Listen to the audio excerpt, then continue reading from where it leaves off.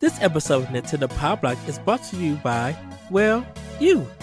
If you want to learn how to support Nintendo Pow Block and the Boss Rush Network, head on over to our Patreon at patreon.com/Boss Network and see which tier is right for you.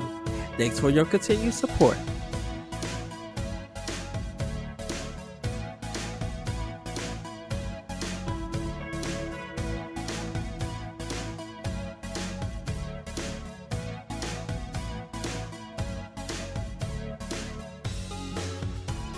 Yeah, so that's kind of what happened at work and everything, which was literally surprising. But with that, everybody, we're going to get into some housekeeping right now, and you guys know the deal. But as usual, if you want to support Nintendo Pow Block and the Boss Rush Network, you can head over to our Patreon at patreon.com/Boss Rush Network, where you can get our supplemental show Expansion Pass 2 weeks early and ad-free, and other perks like early access to other podcasts, voting rights, and more at the tier that's right for you. Again, that's patreon.com/Boss Rush Network. We do have some highlights that you guys should check out. If you missed it or haven't checked it out yet, there is a spotlight with Sarah and Ali of Astro Clock Tower Studios. Courty and Stephanie talked to them, so give that one a look. The dance behind Fretless in July, Stephanie and Pat will be talking to them. And there's more content coming to Boss Rush Network, and we cannot wait for you guys to check them out. So, everybody, you already know what time it is. It's time for Snacktendo! And y'all, I'm going to go first with this one because I only got one snack that I am so disappointed in. So... Wait, you should be disappointed in your snacks? Oh, I am super disappointed. So we have the Eggo waffle milk flavor. It's one of these like cereal drinks that is milk, but they taste like that brand cereal or flavor. And this one was supposed to be Eggo waffle with like syrup and butter in it. And so I'm like, okay, I'm going to try it. And I was just like, let's see how this goes. I start drinking it, and I got halfway through. I'm like, this just tastes like regular milk. Like, literally, like, it didn't taste anything. I'm like, where's the Eggo flavor? I know how Eggo waffles taste. I know how they smell and everything. I know when butter and syrup is on them, they got a certain taste. None of it. I was so disappointed. So I just chugged the rest of it and was just like, yeah, this is an F. Like big F. I'm like, I was so disappointed. But I will say, you gotta come up with a good one. I've been drinking a lot of the Snapple apple flavor. So we've been getting like this big quart size in at work. And we put it in our cooler so it's nice and cold. Man, it's been hitting the spot. I know the Snapple people are just like, why are we selling a lot of Snapple at this big size? Well, because it's only $2.15. And I get one almost every day I'm at work. I'm like, I gotta have one, and it's so good. That's They awesome. have the kiwi strawberry too, which is fine. That's my last resort. But that apple one, when it's nice and cold, when that Snapple is nice and cold with the apple flavor, it's the best. I really wish they did a tropical punch flavor, but they haven't. And I kind of wonder why Snapple haven't did like an orange flavor. It's so weird. They got like a peach tea, they got the apple, they got the fruit punch, and then they got the water flavored ones. I'm just like, wow, you guys never made like an orange flavor. That's interesting, to say the least. Hmm. Do you all remember Sobe? Yeah. Soba that with was the like lizard. my drink. It had like a lizard on the logo. It was like huge through the early mid 2000s. Started to kind of die off about 2008, 2009. So, but like this is the thing that about was it. like It is in the Midwest. It's in Indiana and it's in Wisconsin. I could literally find you some to ship you some. Yeah, They because still they make it. had that everywhere. Well, so when I growing up here in Utah, like that was like the drink. Everyone was always showing up to school. I mean, middle schoolers just showing up with their Sobies, thinking we were all cool, and like Sobeys and hot Cheetos. it was good. Yeah, They pretty were much. good. It's funny because If I didn't even have Snapple until I got into college, and Mm. like I knew about Snapple because it was big in Southern California. My dad used to drink it a lot, but then when we moved up to Utah in 2002, it wasn't widespread in the state. And then when I got to college, it started getting really big out here in the West, at least in the mountain states. So yeah, it's funny. Sobe was that through the 2000s, but Snapple's in there, and I'm I try it every now and then, but every time I have it, I enjoy it. I just don't get it enough to have an opinion on it, but I do enjoy it. It's good. It's good. There's yeah, your geography lesson. it was the strawberry daiquiri and the pina colada for soba for me. Is that white or that pink one? Hmm. That was it. It's that pink one. I don't even remember what the flavors are, but that pink one. It was like it You're looked like, like that's Pepto my flavor. Bismol, but it was like delicious. Yeah. Yeah, that's the strawberry daiquiri. It's The pink good. one was It's the wicked. strawberry daiquiri. So now you have to ship us some, Ed. Yeah, so Courty Yeah. can try it. I Courty Yeah. was like confused when I said Soapy.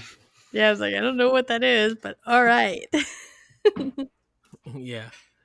So, Courtney, what have you been snacking on? I could tell you about this weekend that I've been snacking on, and it's weird. Okay, so like PAX, we had like our media, right? And it only had Mhm. lockers. This media area at DreamHack didn't have lockers, but they had snacks. And they came with this box, and you pulled the box out from the side. It had a whole like ham, tomato, cheese, like sub sandwich with like ruffles, and then it had like all your little condiments inside of it, and a cookie. And this cookie, I've never had a cookie that's so good. So they had a chocolate chip one, an oatmeal raisin one, and a white macadamian, but they put vanilla in the cookies. And it was so good. It was like a chewy, and it was like soft. It's like a grandma cookie. There's a Mhm. guy that flew from Germany, and he was in the press room, and he's talking. He's like, everyone says that Texas food is good. He goes, but I've never had a cookie this good. I was like, dude, you're telling me this cookie's delicious. That's my favorite. That's that was like top priority. I see it in my dreams. That cookie. Oh man, it was so good. That's my snack Tendo. 10 out of 10. Nice. Nice. Josh, what have you been snacking on? Well, then, Courty, you're gonna like my snack Tendo. So I I'm don't ready. know out there where you guys are at. Have you guys heard of like places like these cookie stores like Crumble or Ooh yeah. um, so those are huge. So Crumble started in Utah. So they're literally every single town has them here. So we were every week my wife and I will get Crumble, and we're talking huge cookies. Like we're talking like a fourth of a cookie is probably the size of what a regular cookie should be. And I Oh shouldn't be yeah. having a whole one, but I do every time I go. But they get And they put stuff like a like whole bucket of icing on top of their cookies. and it's like they'll have like raspberry cheesecake, they'll have like a cookies and cream one, and I'm trying to think of some other ones. I had a banana split one this week. That's the one I was thinking Ooh. of. It was Ooh, that so sounds good. good. Yeah, and it's not like your typical like they have chocolate chip, they have snickerdoodles, they have your standard cookies, but they go Mhm. all out on what they have like Oh for their yeah. regular for their like unique stuff coming in. I'm actually pulling up their thing right now, but they have like good cookies, and that's like what I get every. Let's see, we got this week coconut cream pie, chocolate Ooh. milkshake, brookie, pink donut, and cinnamon roll. So That sounds so they good. got some good ones. And then also another place I always go to, and I know this is more unique to Utah than other places. They have these soda shops all over the place where they like they'll take your soda and they'll like mix in fruit flavors or different purees or stuff like That's that. cool. The one that so there's like three different big ones out here in Utah. The one I go to is called So Delicious, and it's cute little play on words. But I'll get this one. It's got Diet Pepsi, it's got raspberry puree, and it's got vanilla in it, and it is so Mm. good. Another one I get, it's got Diet Mountain Dew, peach, red raspberry, and strawberry, and it's. Oh man. I mean, I can go make that at the Nice. gas station, but there's something about going to these places. They're good, and I think it's part that. I mean, people do drink alcohol out here in Utah, but it's not as big as other places. So like they've kind of replaced that with soda, and so these soda shops are like huge everywhere. Like the city I'm in has three. They have three with a fourth one coming on the way, That's and awesome. my city has like 30,000 people. It's not a very big city. So they're just huge out here in Utah. So that's what I've been snacking on. Um, I probably am going to go get a soda later today. So later Yes, do tonight. it. Yes. You have to. Yes. I think Ed on the cookie crumble or the crumble shop he's talking about, they have a cereal Uh, one, just like your Eggo milk. The cinnamon toast crunch one is Mm-hmm. so good. You'll have to get ah, that one. You'll They'll have have a to. couple nice. because I did one. Oh yeah, they have fruity pebble too. They did a Fruity Pebble. This one was really good. They did a Lucky Charms one where it was like Mm. they had Lucky Charms, they had like the frosting, and then they had like the marshmallow stuff underneath the frosting, and then the cookie. Like it Oh was man. so, and it tasted like what you would imagine a Lucky Charms cookie would taste like. Like it's awful for my health, but it is like the most delicious thing ever. And And you they have have to just break it in gotten. fours just so you feel like you're responsible, but you ate that whole cookie that day. Oh, I do it all the time.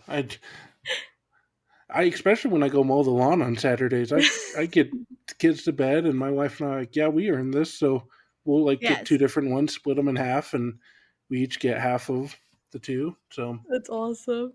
You did your chores, now you get a cookie. exactly, that's right.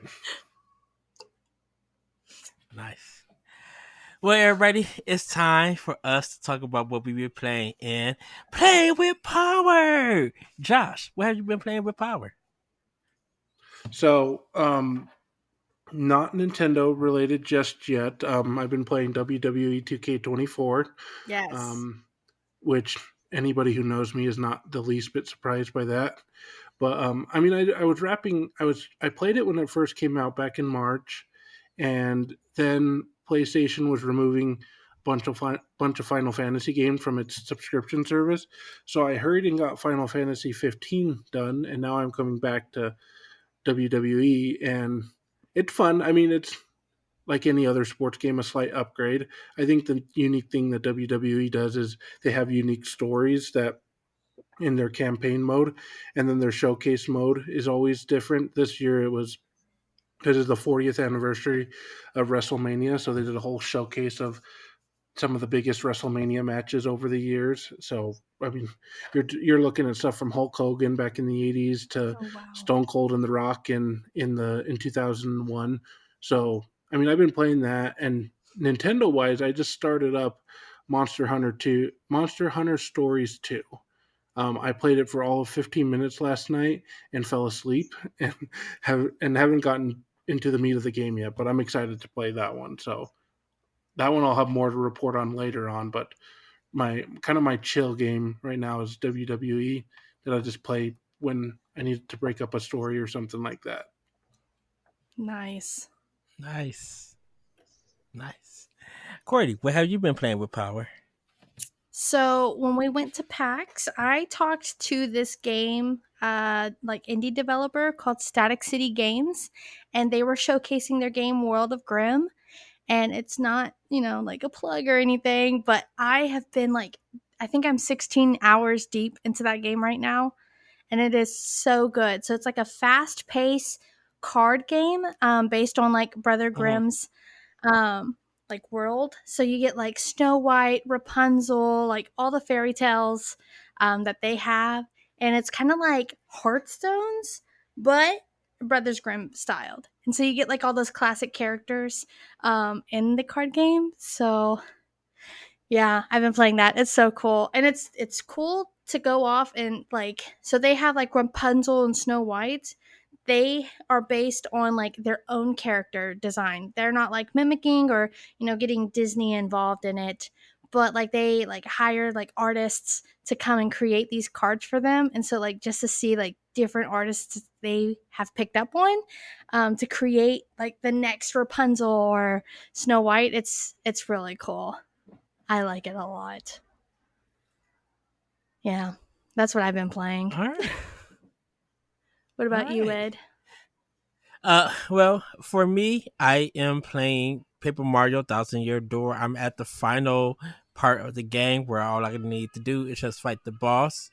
And then I just restarted Final Fantasy 9 on Series X. So I'm right at the beginning of it. I just got out of the forest. The first part where this forest is petrified, it turns to stone with one of the other characters.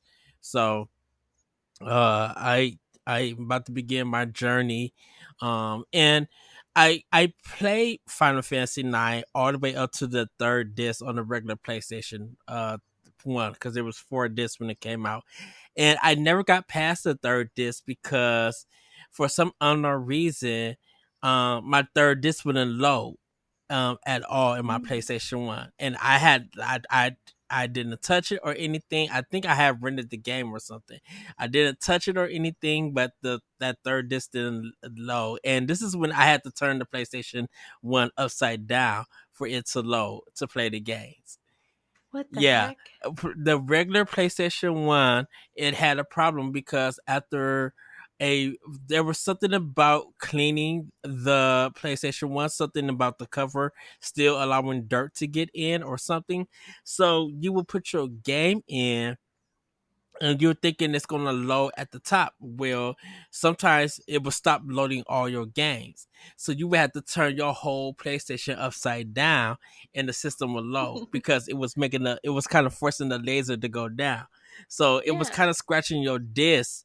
But that's the way that you had to play the PlayStation One. Even when they did the PS1 Mini, you still had to turn it upside down. For some Oh unknown man. reason, during that time, um CD playing video games on CDs, if it wasn't like the Sega Genesis or the TurboGrafx 16 and stuff like that, or even PC, um a lot of the CD-ROM stuff wouldn't load your games, and sometimes they would get scratched. PlayStation One was like really terrible at it, so Mm. um it would scratch your games because you had to turn it upside down. Even though it was easier to play import games on PlayStation One, the it was just a moment where there was just some games I just couldn't play because it just wasn't loading right. So by the time we got to PlayStation Two, GameCube, and literally Xbox, um that's when like CD-ROM gaming, or like playing those CDs and stuff, actually was better. The laser lens could read games easier. But then like my Xbox died on me. It started reading games and stuff. So like it got so my Xbox got so bad that it didn't even get past the beginning screen. It said Xbox, and then it went to where you can listen to CDs and stuff.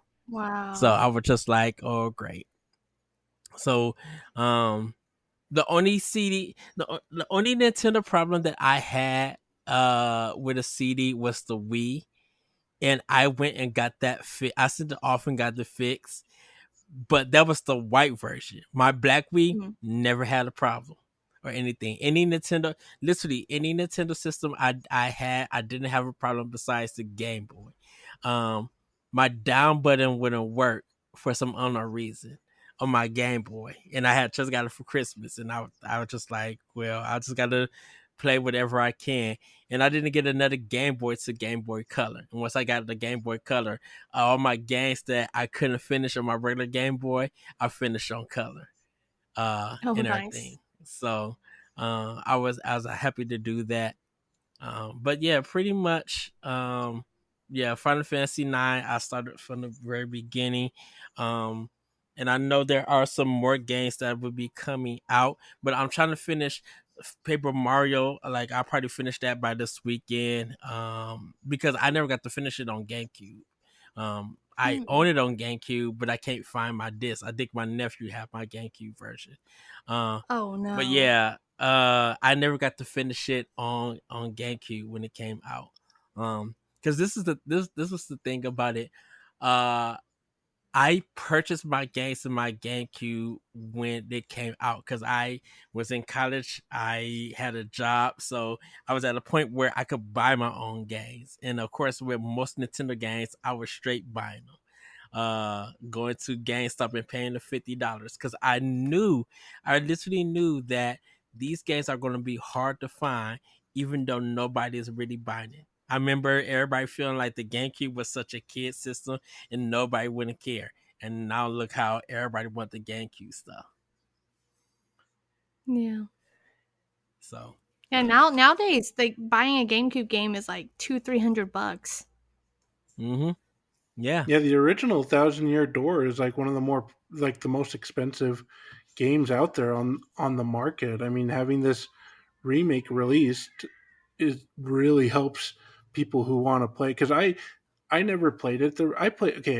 Played like the first hour of the game, um, and never really. We rented it, and I think I got caught up with school or something like that, and my brothers played it and either beat it or something, but I never got around to playing it. So, and I had wanted to play because the original Paper Mario is my favorite, one of my favorite games. So Yeah. have wanted to play this one, but every time I've looked up the price, I'm like, I'm not forking out $200 for this mm-hmm. game.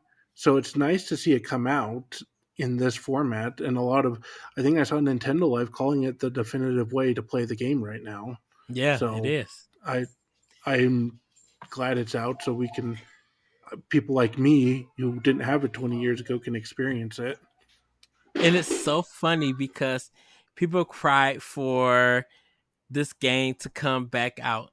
It did. People cried for Golden Sun to come back out. It did. Like both parts are on NSO on Game Boy Advance, that so people could go out and play. And it's just like, okay, Nintendo, you got all the goodies out.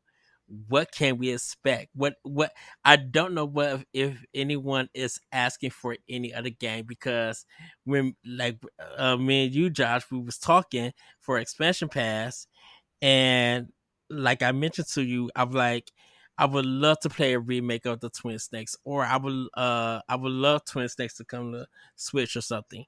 Eternal Darkness, I would love for Remedy to remake it, but if not, I would love for that game to come back. Like if Nintendo is going to be porting GameCube games and stuff from their first party lineup, Twin Snakes and Eternal Darkness are literally a must at this point because I'm like, there's so much potential in GameCube. Switch has made it the system to give it a second life.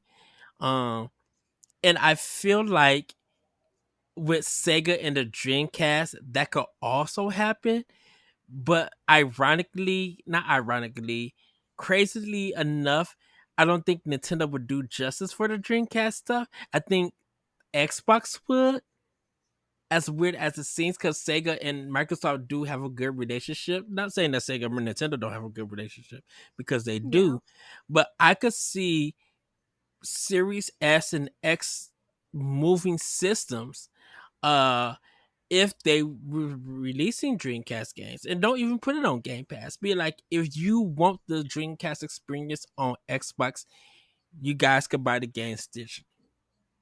And I think people will pick up some to play digitally. You know, some people might do some other things, but I'm like, man, if I could play Dreamcast games in this high definition, 60 frames, um, HD, like if I could play in this kind of manner, I would definitely be picking up a Series X or S if I didn't have one to play them because like Dreamcast is the arcade system of its time. And I'm like that. I feel like the Xbox brand would could be the second coming of the Dreamcast system. So we literally would have the best of both worlds: Nintendo doing their GameCube stuff, and Xbox doing their the Sega stuff, Dreamcast, and whoever wanted to do Saturn could do Saturn games, because that literally is the only system that people are really missing. Because I don't because the Sega Saturn is just a weird history, a very weird history. So, I um, feel like there should be a few games that should get a second chance on the whole next Switch potentially. yeah, I doubt it. I will ever see it happen, but I would kill to have a remake of the Lost Kingdom series, Lost Kingdom 1 and Lost Kingdom yes, 2. I would love it. I would love them to remaster it, tell the story a little bit better, and just roll with it. But it's not going to happen. It won't no, ever. you may be surprised. Like if they could do it and they know they'll get guaranteed sales of it, they'll probably do it. Yeah. It would be so nice. If you want to see how you can become a Patreon producer, head on over to patreon.com/BossRushNetwork. The Patreon producers for this month are Adriel Munger, Austin Campbell, Celeste Roberts, Christian S., Sana Dierig, Francisco Santillan, Matthew Keel, and Todd Oxtra. Thanks for your continued support of the Boss Rush Network.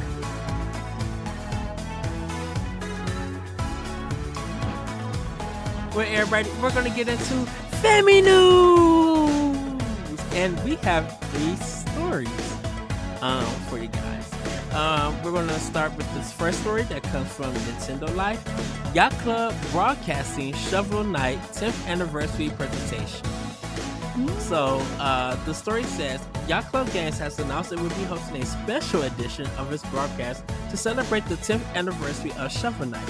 This event will take place on June 14, 2024, and will be live streamed via YouTube with a runtime of approximately 20 minutes. You can see your local time and date for this broadcast by pressing, looking at the play. If you find the video, you can check it out. The broadcast will kick off a year-long celebration, including new updates, announcements, merch, and some dazzling surprises. Ooh, what could that be? Ooh.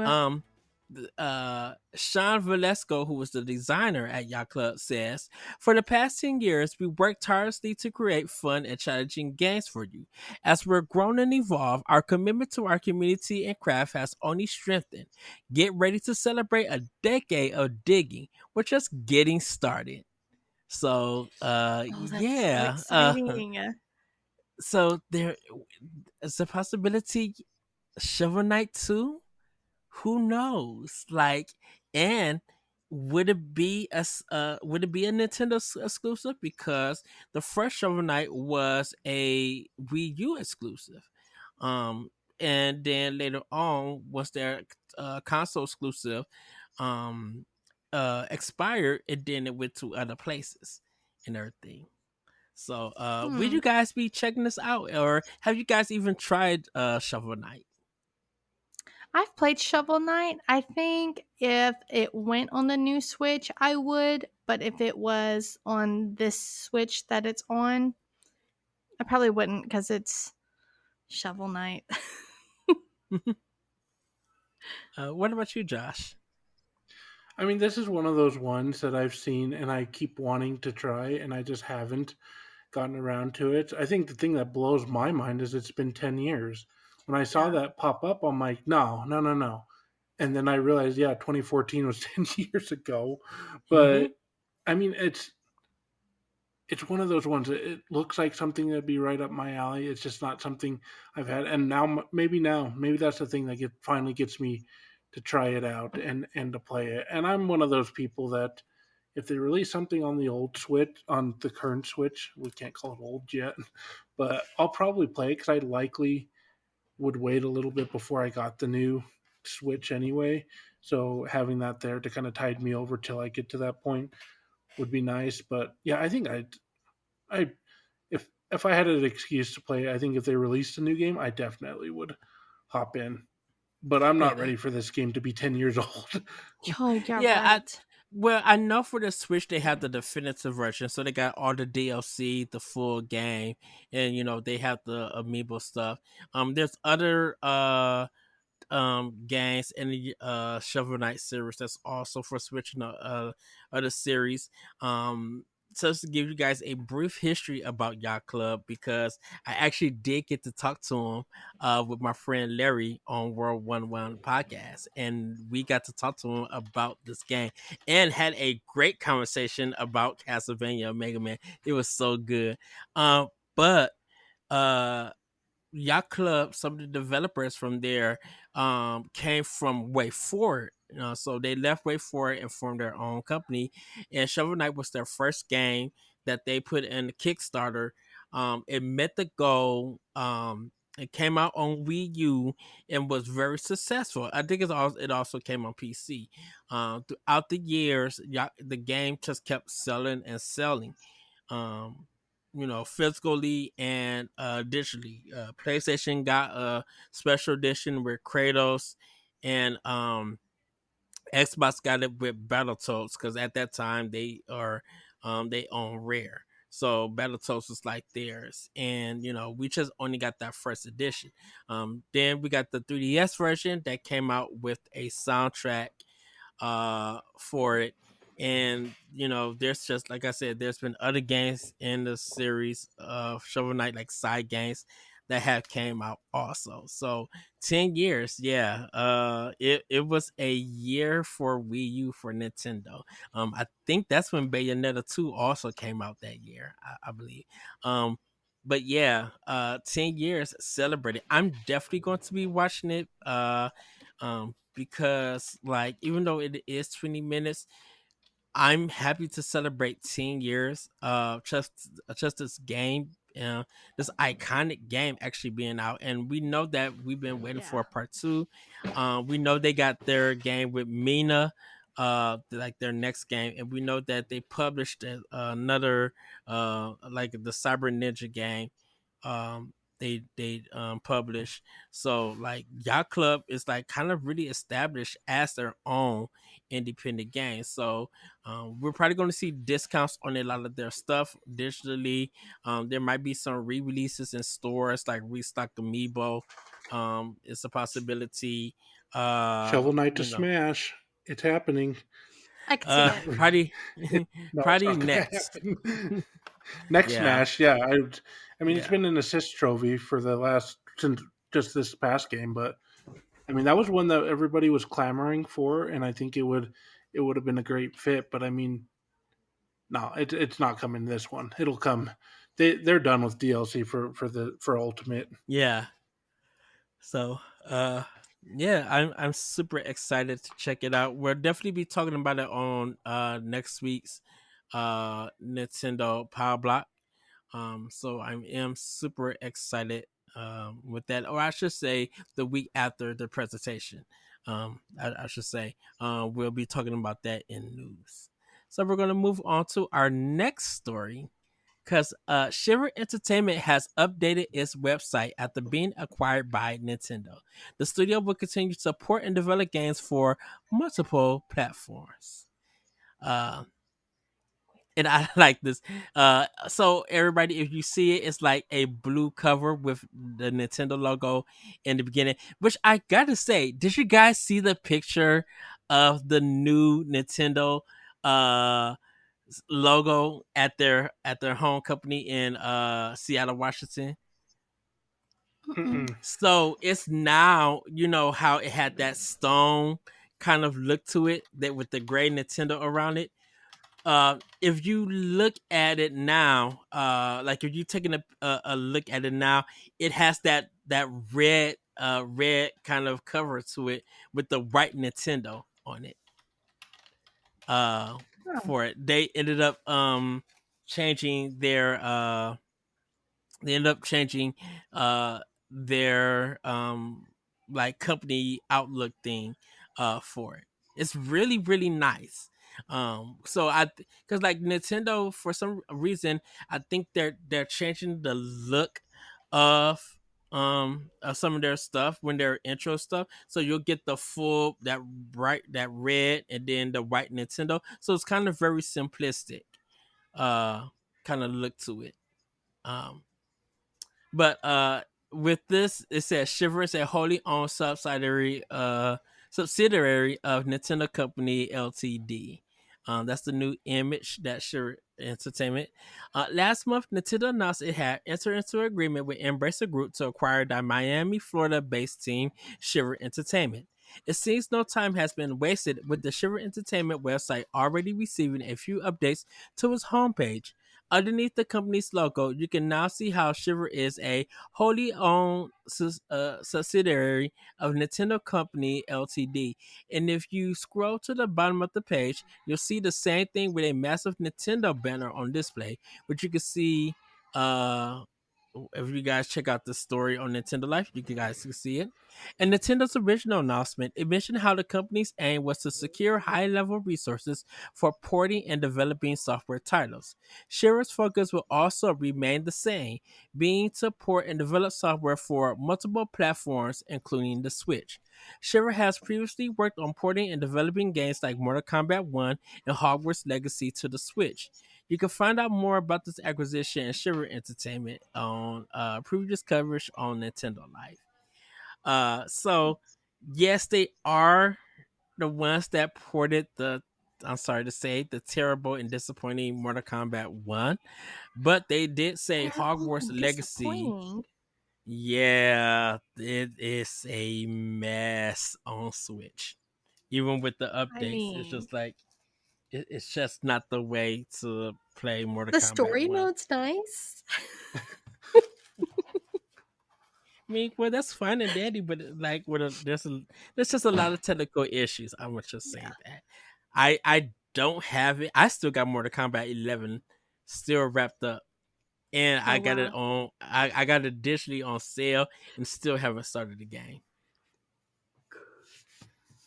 No, I So, think this is good though to get them under the umbrella there because I mean we know when a company knows how to work with the hardware limitations, they can really hmm excel. I mean, Monolith Soft has figured it out. Um, so I think having this under, you're not going to. Hopefully, you won't get the Mortal Kombat thing again because now they're going to be working a lot closer with Nintendo. And the nice thing too is that opens up, I think, a nice little avenue to Warner Brothers because Shiver works a lot with Warner Brothers on hmm in a lot of which they publish a lot of their games. So like Hogwarts was mentioned. Um, I think that opens up a nice little avenue that because Shiver already has a good relationship with them. With bringing Shiver under Nintendo is just going to keep that open. And I mean, you have to just think of moving forward. The eyes are on the Switch's successor.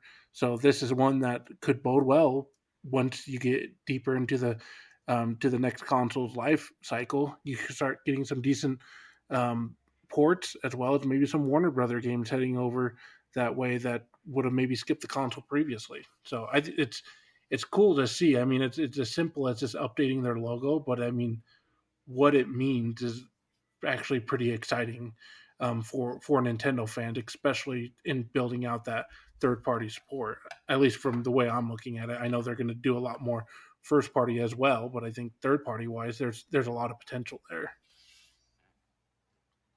yeah. So yeah, this news came out of nowhere. I'm assuming that Shiver and Nintendo and Embracer Group probably already had this business deal months ago. And once everything got finalized, they were able to say that, yeah, we fully own them, we fully purchased them. And I'm glad that, this is a different Nintendo that they're still able to work on other games. Because if to be honest, that's more money for Nintendo, and to have it to be like, oh man, we got a port from Shiver, who is owned by Nintendo, so we kind of got Nintendo's something connected to Nintendo on our other platforms, which would be cool. So, uh, and who knows, maybe this will help NSO in the future. There's a lot of possibilities with this. So, Plus, um, you get a studio in Miami. I mean, come on, that's just awesome. yes. Now Nintendo can go live it up on South Beach. We're gonna Elegant. get into our last story, which is kind of, I'm sorry everybody to be a downer, but this news actually broke today. Dead by Daylight developer Behavior Interactive is laying off up to 95 employees, and this is from Game Informer, so you guys could check the story out more. Dead by Daylight developer Behavior Interactive is laying off roughly 95 employees. The company has announced the majority of those that will be affected, 70 of the 95, work at the studio's Montreal, Canada office, as reported by GameIndustry.biz. As for why, the company cites restructuring as it pursues a clarified vision around multiple strategic changes. Behavior says these layoffs will not affect its service business or its development on Dead by Daylight. To pursue this clarified vision, lead in horror, lead in service, and explore the possibilities of location based entertainment, Behavior will implement multiple strategic changes to its corporate structure, improving the distinction between its product, production, business, development, and marketing resources, a press release reads. As a result of these changes, the company will reduce its teams by up to 95 employees, 70 of whom are based in Montreal. Each of these individuals offer valuable contributions to behavior and will be fully supported by the organization in pursuing the next step in their careers. Outside of Dead by Daylight development, Behavior is helping the Courty developer Supermassive Games develop the casting of Frank Stone, a single-player horror game set in the Dead by Daylight universe. These layoffs will arrive a few months after the studio laid off roughly 45 people at the same Montreal office back in January, and join the ever-growing list of disheartening layoffs and studio closures in 2024. It's just sad. Yeah, it's yeah. I actually end up. I literally feel like they're gonna end up closing that studio. So, um, but we won't know. But Josh, how did you feel about this?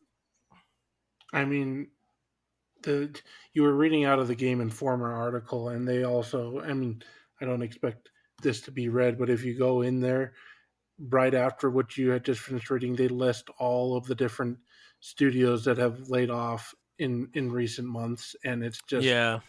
when they have it laid out like that, and you realize the how wide of a scope this has become.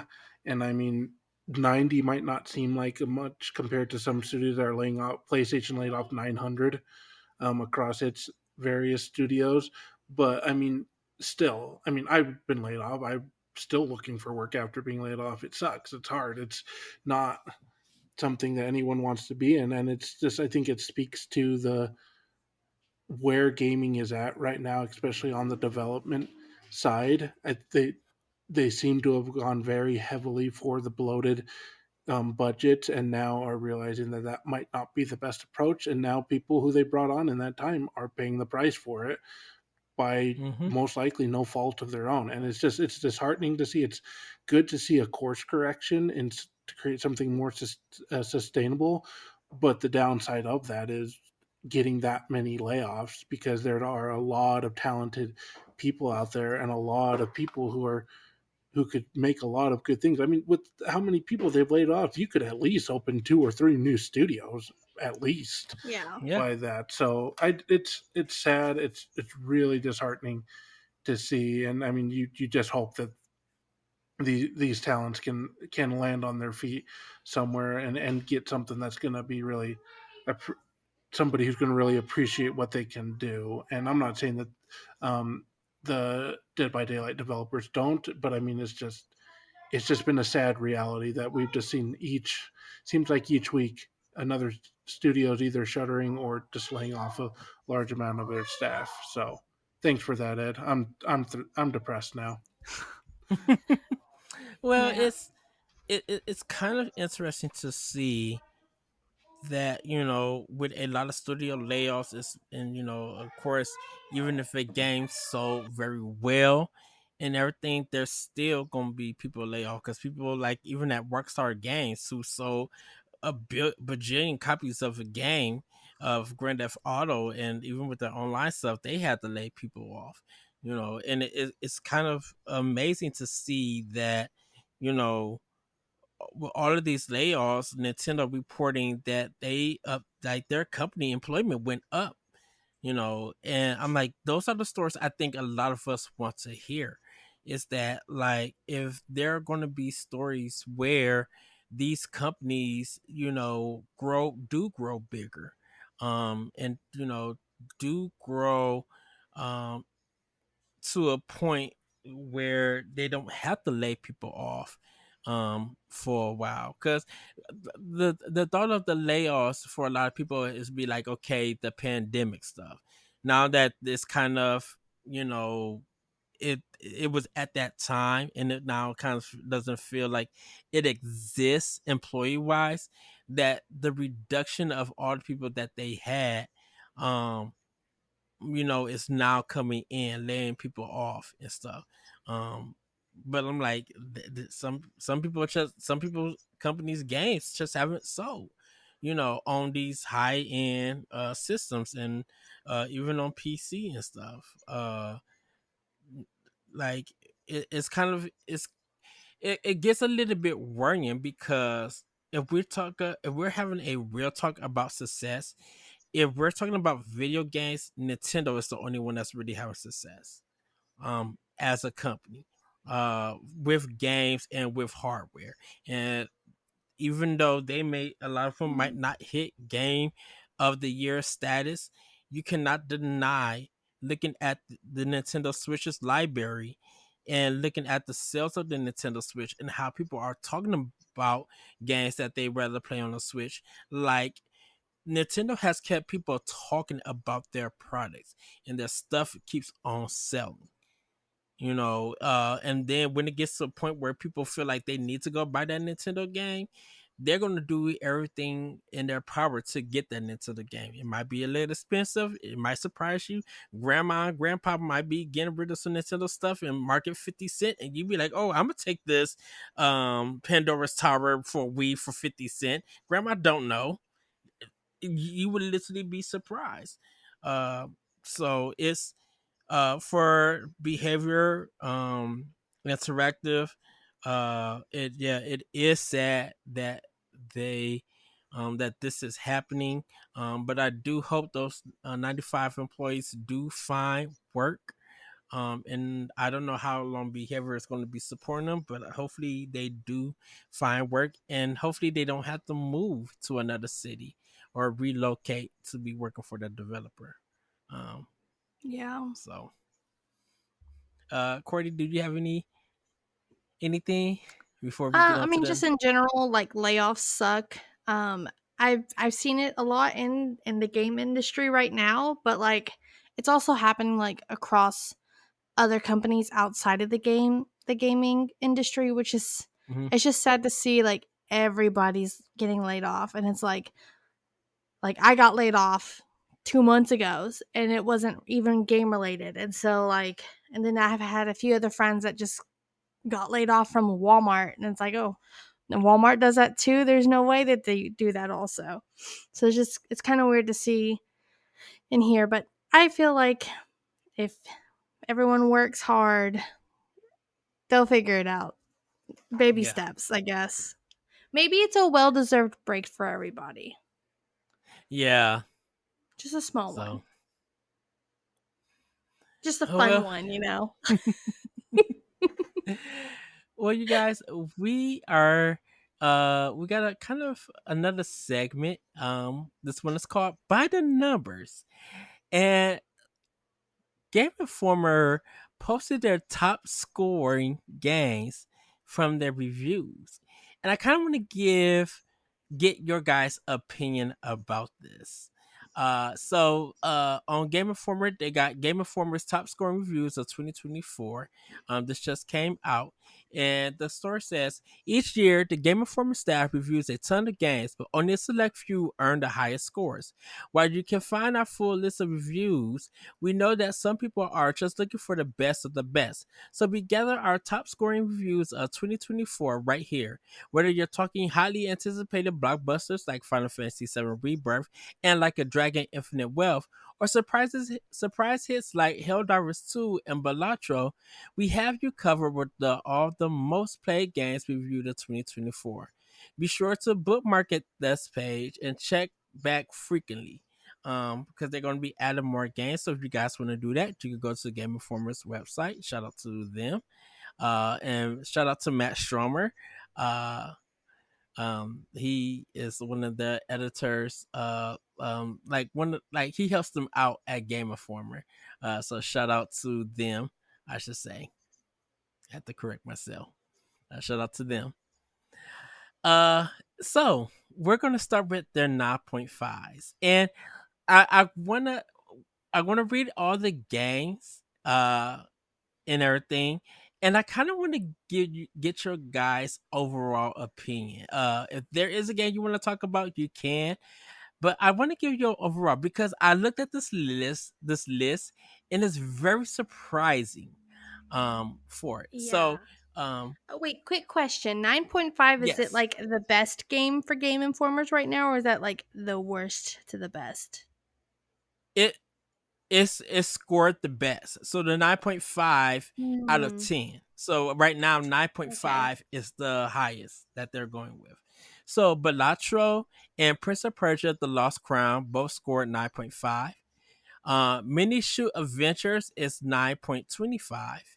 Animal Well, Asgard Wrath 2, Children of the Sun, Dragon's Dogma 2, Helldivers 2, Senua's Saga, Hellblade 2, and With My Past all have a 9. Botany Manor, Indica, Lorelli and the Laser Eyes, Persona 3 Reload, Stellar Blade all have 8.75. Apollo Justice Ace Attorney Trilogy, Final Fantasy VII Rebirth, Like a Dragon Infinite Wealth, MLB The Show 24, Unicorn Overlord, WWE 2K24 all score 8.5. Okay, so Hmm. um let's start with the 9.5s with Balatro and Prince of Persia The Lost Crown. I'm surprised that Balatro I could see because there's been a lot of talk about that game. Definitely on Switch. There's been it's already been nominated as almost a game of the year. Like it's in the nomination for a lot of people, even with the indies. But Prince of Persia: The Lost Crown is outbeat Final Fantasy VII Rebirth and Yeah. Infinite Wealth. That And is Persona insane. 3. And And Persona Persona 3 3. Reload. Yeah. That's what I'm confused about. It's like, is this best to worst or worst to best? What the heck?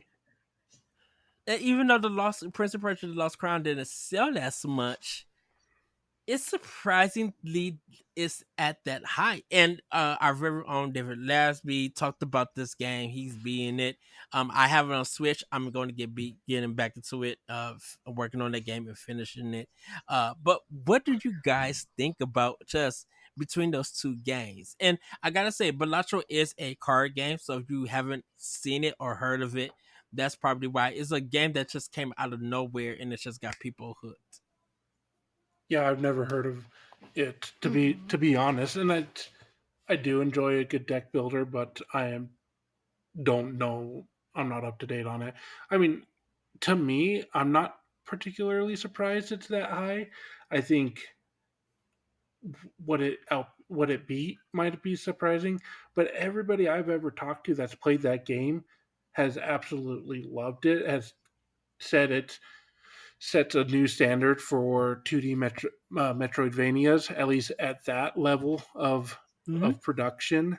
and Hmm. has had nothing but good things. And what's remarkable to me is we're what, a couple months removed from an insane amount of bad press for Ubisoft that Yeah. like was completely taken out of context. Like I wrote an entire editorial about how poor the reporting was among that, but regardless, it was right around the time that this game came out, and you know, I think a lot of people are gritting their teeth at the fact that this was a good game, but it came from Ubisoft, and a lot of people don't like that company. And so to see it up that high, I think is what's why it's surprising is because of how the sentiment around Ubisoft and less about the game. At least in my opinion, I think that's why people are always shocked when it's up that high. But everyone I've talked to has said that it is such a good game. You mentioned David Lasby, really enjoying another one of our writer Andrew Millard on our writing team has absolutely sung that game's praises enough for me because I'm hit and miss on Metroidvanias. I enjoy them, but I'm not chomping at the bit to get to them, and Yeah. that is they've talked me into wanting to try it out. So I'm not particularly surprised just given what I've seen around it, but I think what makes it so surprising is that it's an Ubisoft game and how much people absolutely despise Ubisoft, especially with all Yeah. that bad press they got around this game's release that had nothing to do with this game. Yeah. Yeah, and I'm not knocking this game. It really earns the score. It really is a good game, and the controls are tight. The action is fast. It's fluid. It is a really great game. I feel like it's a game that should be in everybody's library. If you like Metroidvanias and stuff, or the Prince of Persia series. I guess I have to try it out. I'm just shocked that Final Fantasy VII Rebirth and Persona 3 are like below it because those should be like 9.5 games, you know? Mm-hmm. Even last year's like winner, where is it? In Kedia in Indica, it's at 8.75. That one should be in one of the 9 racks too. And so it's just kind of weird that that's there, you know. Out of the lineup of games, Mm, those two. I mean, yeah. come Well. on. Well, Mini Shoot Adventures is a 9.25. I know it's a PC game. I really don't have nothing to say about it. Did you guys? I've never heard of it, so I'm just gonna Mm-mm. take their word for it. Yeah, I'll take their word for it. I mean, it's a cute game. I think it's something I would play, but I just haven't. Hmm. But still, out of It the, looks you sorry, know, go ahead. out of the big guys, it's 9.25. It looks like it's got some relation to Minecraft, although I don't think it does. Just when that popped up, I'm like, oh, is this like a Minecraft spin-off? But the more I'm looking at it, I'm like, I don't think it has anything to do with Minecraft other than the font looking very similar to the Minecraft font. So yeah, I don't know. I'm not a PC gamer. I'm not well up on that. And this game's been out for 2 months. Hmm. So this is the very first I've heard of it. So it's how Same. disconnected I am from PC. Well, we're gonna move on to the nines. So, Animal Well, Asgard Wrath 2, Children of the Sun, Dragon's Dogma 2, Helldivers 2, Sinuous Saga Hellblade 2, and With My Past. So, I could say With My Past, Children of the Sun, Asgard Wrath 2. I have no information about. And yeah, like I said, Church Son. Dragon's Dogma, I do too. I don't have much information, nor Helldivers 2. Mostly Suena Saga, Hellblade 2, and Animal Well. Okay, so I'm going to say, Courtney, I'm going to actually let you start on this one if you have any Okay. opinions. Yeah, I think Dragon's Dogma 2 and Helldivers 2 is a well-deserved 9 for this. With my past, it looks like a game I would play. It also looks like it came out recently too. Mm-hmm. So I will just take the L on this and trust this person also. Um, but I don't know about the Sinuous Sega, Children of the Sun. the Animal Well and Asgard Wrath 2. Those aren't kind of games that I would play. Yeah. But I mean, it's him. It's this guy. That's what he chose. So I mean, I mean, it's all from different reviewers for those yeah. games, so it's just their score is put together. Um, Mm, so Senua Saga, I yeah. don't believe that it deserves a 9. I think Mm, this should have been in a 9.5 mm, category. Uh because of the game is like I said, me and Corey, it's graphically impressive. It's a great story. There's some great shots in cinematography in it. I know people have been loving the photo in it, but it really speaks a lot. Like, it's a different direction from the first game. And it's just like, I love when Ninja Theory does something like this, able to tell a story and really give you an experience for it and stuff. But it's like, some of the combat, yeah, it's not all that great with the puzzles. It's hit or miss. Um, but I do like a lot of the lighting. I do like Senua more in this game because not only she's dealing with the voices that's in her head, she's dealing with the voice of her father. She's dealing with struggling with confidence. And shout out to Ninja Theory for kind of taking a little bit of Breath of the Wild, and what I'm not going to try to spoil one of the parts of the game, but I'm glad they kind of took something out of from Breath of the Wild and input it into Senua Saga, even though it is linear. The feeling of it is so good, and it shows something different about Senua, and I love that. Especially the ending. If you guys want to see the ending, you can, but the ending is so artistic, and the way that Ninja Theory pulled it off, I'm like, I told Corey that I left the game speechless. I just couldn't say anything after I finished the game. It took me a while to like really think about what I just experienced, and I had to say my opinions for Corey when we was gonna talk about it. Um, but it's highly up there for game of the year. Like no joke, it really is high up there for game of the year. Now the reason why it's not a 10 for me or anything, because there are some issues, like I said, with the combat. Other than that, and a little issues with the puzzles and some of the secrets and stuff. But other than that, I love how this game was executed. It was well worth the 5 years plus that it's been in development. Um, Animal Well, uh, so Stephanie might get on me about this. uh, I think I probably would have put Animal Well in an 8.5. I'm shocked to see how many nines there are. There's more nines in this category than like Yeah. any of them. Yeah. Um, I haven't played Dragon's Dogma 2. And shout out to Grayson Morales. He is more well versed, so I definitely would love to hear from him what he thinks about this. So I'm gonna reach out to him and just like ask him if he could just give a little statement, and next week hopefully I could speak on it through his words because he's more educated. Helldivers 2, I could see this as being as a 9.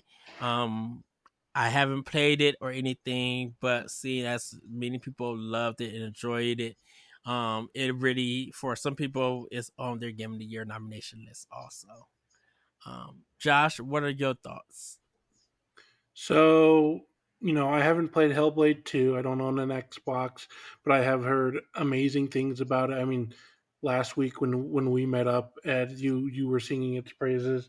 I've heard it's just been very good. And I was reading over the review that Game Informer gave it, trying to figure out what they knocked the point off for. I mean, honestly, at the end of the day, I don't think there's terribly a lot of difference between 9 and a 9.5, but I couldn't quite see what they were knocking, why it didn't reach as high as it did, because they sung its praises like no other in this review. So I don't know. One of the things I think is interesting, just looking at it, you mentioned you didn't know much about Asgard's Wrath 2, and I didn't either. But that's a VR game. It's on the Meta Quest 3 as well Mhm. as the Meta Quest 2. So it's an exclusive to VR, and you don't see many VR games ranking all that high. And Mm-mm. so seeing that up there means they may be starting to crack it a little bit, because VR games largely they don't seem to perform as well. They don't get the praise that these other traditional console games get. So seeing a game like that up there on that list with a 9 out of 10 ranking is just, it's interesting to me to see, because it's like, so where do we go from there if they're starting to finally crack the code on making quality VR games that are going to get these high rankings? And so I'm excited to see. I mean, we saw a few of them, but it's nothing VR wise has ever caught me enough to say I have to have a VR set. And I don't know if Asgard Wrath 2 is going to do that, but I mean, it's heartening to see that it's up there, because that is really the next area of gaming that has not been quite tapped yet. So that was interesting for me to see in there, and everything else. I've heard of Helldivers 2, Dragon Dogma 2. You both had said that something in there. The rest I'm not as familiar with, but yeah, I want to play Hellblade 2. Everybody's sung its praises so much that it's not enough for me to go buy an Xbox for it, but it's actually kind of close. So Yeah, So it's the same yeah. thing as the VR. You have to buy the VR to try this game now. yeah, and that's the thing, is this, it's just interesting to me, because I don't know enough about VR or anything about what makes that good. But when it said Quest 3, Quest 2, I'm like, what in the world is that? And so then I looked it up. I'm like, oh, so yeah, that's interesting to me. That's something that's really interesting for this year so far. Well, for the 8.75, but Bodini Manor, Indica, Lorelli, and the Laser Eyes, Persona 3 Reloaded, and Stellar Blade. Stellar Blade and Persona 3 Reloaded, I can understand. I can't speak about Lorelli and Indica and Botanimi Manor. I can't speak on those because I have not played them. But Stellar Play, I've been seeing videos of it. I watched the whole gameplay of it, where most of the boss battles and the ending. So, um, but it got great music. Um, the new game plus seems to be a great way to play it and experience that game. Persona 3 Reloaded, since it's the PSP version of Persona 3, um, I can understand why I got the 8.75. I will say, because I beat Persona 3 on PlayStation 2, FES version, FES. So I'm excited to play more Persona 3 Reloaded. I have the game, now get this everybody, so please deal with me. I have the game digitally on Xbox and on Switch, and I got it physically at PAX do limited run for Nintendo Switch after I found out that Courty brought it. I was just like, he showed it to me, he's just like, yeah, look what I got. And I googly moogly gasped, but I'm like, ah, where did you get this? He's just like, I got it at the No Limit. When I tell you that if Sonic the Hedgehog needed some competition in running, I would have been him, because I ran out. Courtney, you probably was in the room, but I told everybody, I'm like, oh, I'm going to limit run, and I left the media room to go, because I think we all was there, because Pat was in the room too and everything, and I hit them up, and they still had a copy, and I'm just like, I need to have, because I didn't know they were doing physical. That limited run had it. I literally thought, because Sega owned Atlas, that they would be publishing it. No, limited run did it, so I snagged my physical copy at PAX East, and I'm super excited. In fact, uh, ta-da! It's Nice. still wrapped up, so I'm super excited cannot wait to play that. So, but yeah, with this, I could literally say this is a good list. What about you, Courty? Um, I don't understand that Stellar and Persona 3 could have gotten the 9. You know, it's like 20 point 25 Mm-hmm. points that they needed. The other ones I would say yeah, they deserve the 8.75. Um, oh well, kind of. Indica should definitely be like in the 9.5s. Have you Because played it, the Indica? I have this the story is it's really good. It's very like what is that? Last of Us? The It's Last of like that Us. type of yeah, it's type of that story. The one that kind of like holds onto your heart a little bit. Mm-hmm. Um so I Is think it that like that a one walking simulator or? yeah, it's a mix of like God of War, Last of Us. It's like that type of game Oh, where you can okay. like kind of walk into the story, but you kind of like change up the story if you wanted to, Mm-hmm. just a little bit. I'm You're not. like a I'm nun. not. It. I'm gonna have to check it out on Xbox because I've seen that I think it's you're gonna have available there. to. You I need think to. it's. It's I think good. it's a. I think it's a game that just came out of nowhere. I didn't even know Mhm. about this game. Yeah. It, It's a it it month old. it came It's not out. that old. Yeah, it just came out recently, but they were in a few of the Summer Game Fest showcases last year, and Okay. I think Kim Chica just demoed it. Or maybe like 2-3 months ago ish demoed it, and I was like, oh my gosh, I have to demo it too. So it was Yeah, good. looking at it, PC it came out May 2nd, and then console PS5 and Xbox Series X and S May 17th. So this thing for console Oh, is only like 2 weeks old. 2 weeks Yeah. old. Okay. Yeah. I. Yeah, Kenchika. Shout out to Kenchika for Wholesome We Games. love I'm her. super excited. She's gonna be. I think Wholesome Game is coming next week Yeah. along with or it may be the Xbox Day. I gotta find out. But I'm super excited. Shout out Yeah, to they're all coming out on Kenchika that weekend. on that weekend. Okay. That whole Yeah, because weekend. Wholesome Games, like I told Kim Chica that I cannot, because I asked, me and Stephanie asked her about the shirts, be like, are you guys gonna be having shirts again? And she's like, yeah, we will. She's just like, I can't tell you what it is, but you guys go, like, you really gonna enjoy what we have. So I'm super excited because I buy these shirts definitely for the cause, because like the money that they get for their t-shirts go to the different developers to help continue to develop their game, and that's so cool. And I think Wholesome Yeah. Games probably get a portion and stuff, but like I'm a big supporter of Wholesome Games. I Everybody know that every year that they direct come out, I do my best to watch it, and I'm super excited. I told Kenchika a couple of years ago, I was just like, why can y'all not release the soundtrack to to your developer direct? And she just like, I wish we could. I'm like, you guys be having some hot casual chill hot jams, and it be Right. so good. It is so good. So You'll need to take that yeah. day off because I think Boss Rush is co-streaming. We're all co-streaming that, so it'll be fun. Nice. Yes. The 8.5 is Apollo Justice, Ace Attorney Trilogy, Final Fantasy VII Rebirth, Like a Dragon Infinite Wealth, MLB The Show 24, Unicorn Overlord, and WWE 2K24. Okay, so um, I'm going to start this one.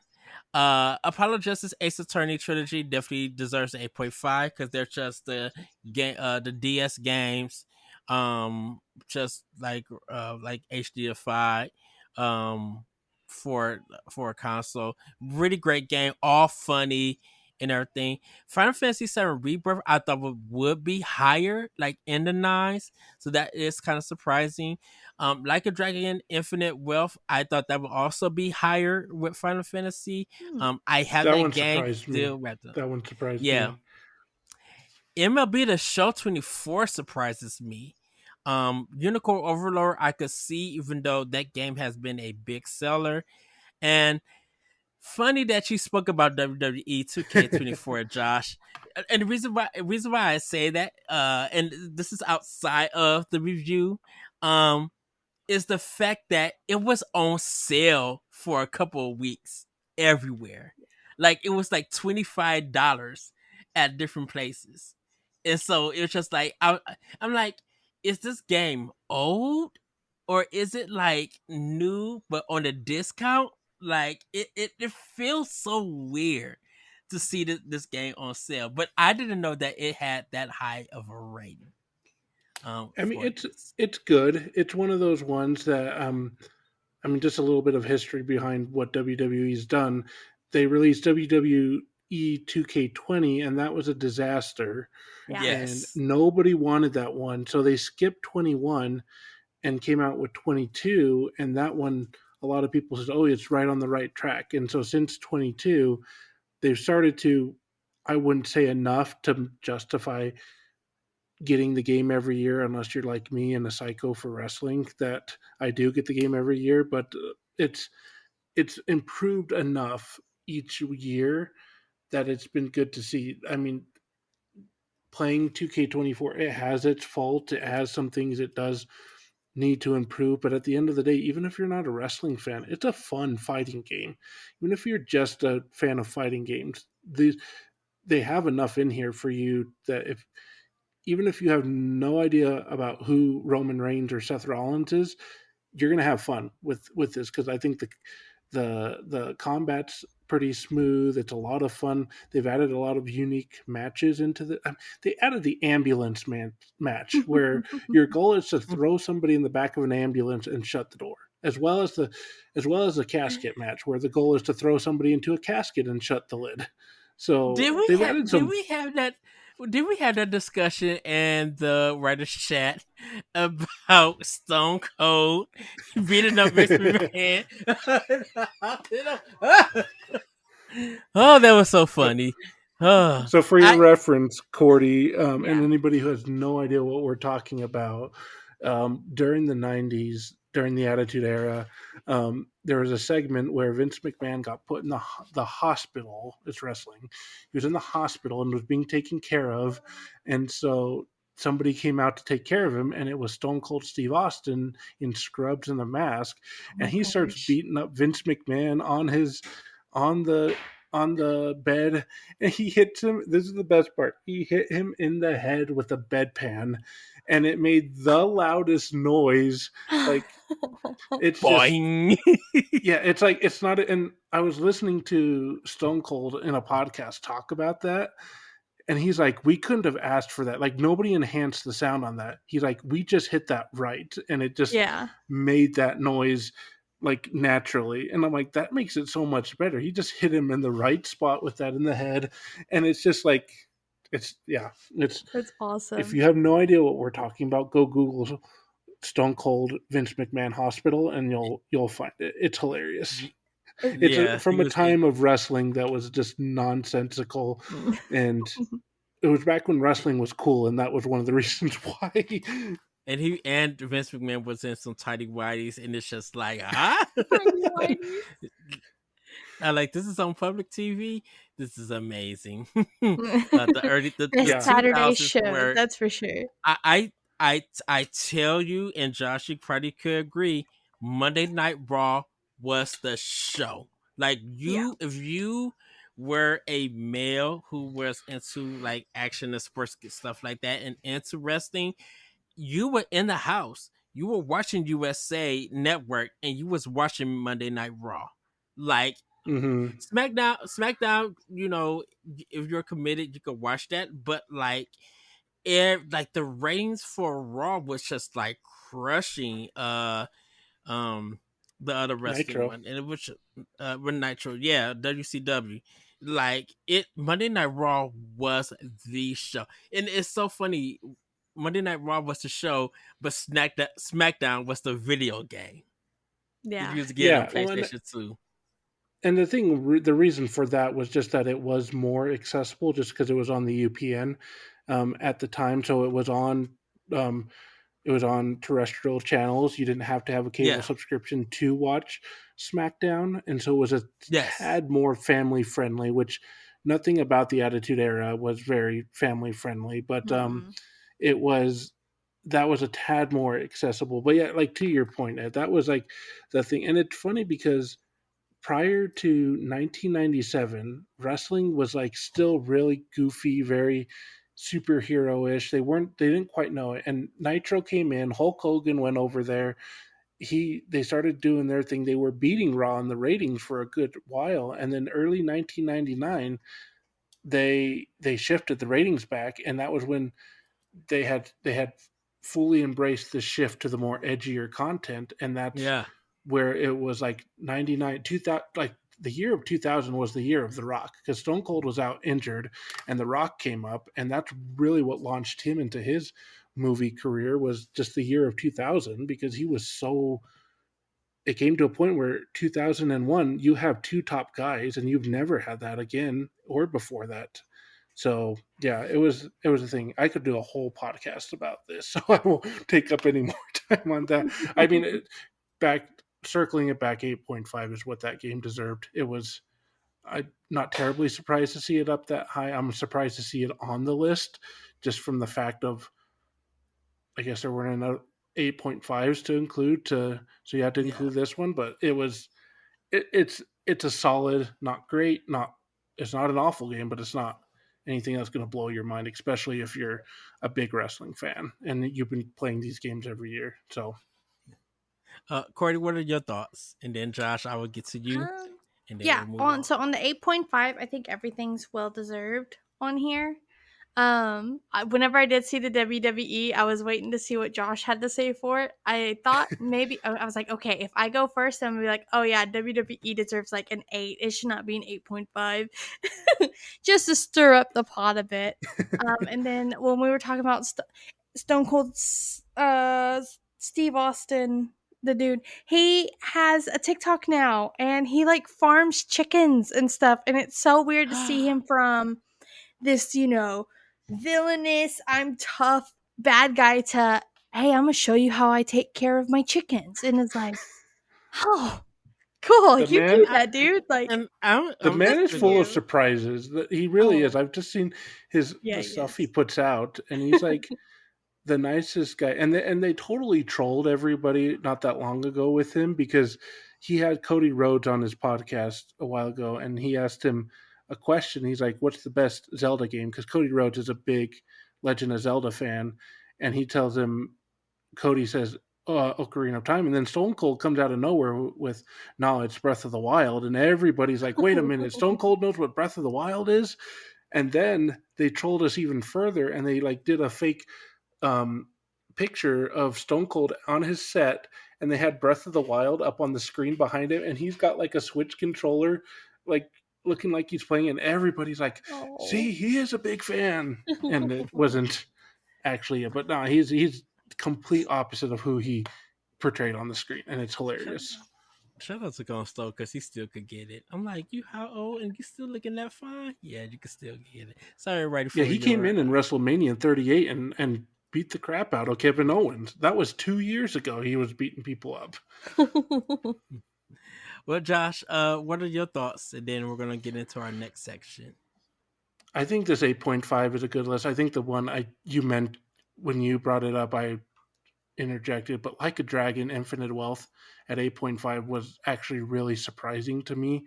There was a Mm. lot of people who were saying how well that game was and how it actually shined out in terms of the RPGs at the time. We kind of moved on from it. I didn't get a chance to say it. Persona 3 Reload was one that I'm not terribly surprised to see it in its spot, just given that it's an interesting topic. I think that's worth a discussion sometime. But there was a lot of reviewers who pointed out that Persona 5 actually made this game a little bit harder, because they kept the colorful aesthetic of Persona 5, but Persona 3's got a really dark narrative. Mm-hmm. And seeing it, just that juxtaposition of, oh, it's because it's more colorful than the original from what I understand, and really leaning into what Persona 5 did, but having such a dark theme just really was like kind of a jarring comparison. So I think that's why that one didn't surprise me being there, because that seemed to be the biggest complaint, was that Persona 3 was kind of taking too much from from Persona 5 in terms of its visual aesthetics, Yeah. and that they thought it should have been a little bit more Shimigami Tensei type graphics rather than Persona 5. But you know, I think gameplay wise, it seemed like it did good. But in terms of the 8.5, like a Dragon's the biggest surprise. Final Fantasy VII Rebirth. Um, from what I understand, that game has been. I haven't played the first one, so I haven't gotten into this one either. It seemed like it should have been higher than 8.5 because a lot of people had that closer to a 9. So that seemed a little bit low, but the rest of them are good. Unicorn Overlord, as like you mentioned, that's a solid game, but not anything that was like right home about. But there's a couple games I'm actually surprised to not see up here. Aoden Chronicles is actually one of them I thought would have at least got an 8.5, but Mm-hmm. All right. Well, everybody, we're gonna get into Pack Watch. So on today, you guys watch this. Recognize Adventures Respark is available. Recognize Adventures Respark is an electrifying 3-game classic revival collection where players relive the nostalgic side-scrolling experience by becoming Sparkster. The iconic opossum knight will battle an army of robots and pigs in order to save the princess. On 6/14, Shin Megami Tensei 5 Vengeance is available. Shin Megami Tensei 5 Vengeance consists of 2 complete story paths. Experience a brand new route, the Canon of Vengeance, a dramatic tale of vengeance. Of revenge by the fallen, centered around new characters in an enigmatic cohort of demons, the Kuraditsu, who plot their own work. Who plot their own dark designs apart from the war of those who fight to maintain order and those who seek to defy it, or explore the original story told in Shin Megami Tensei 5, The Canon of Creation, an eternal conflict between angels and demons in which the protagonist fights for the world's fate.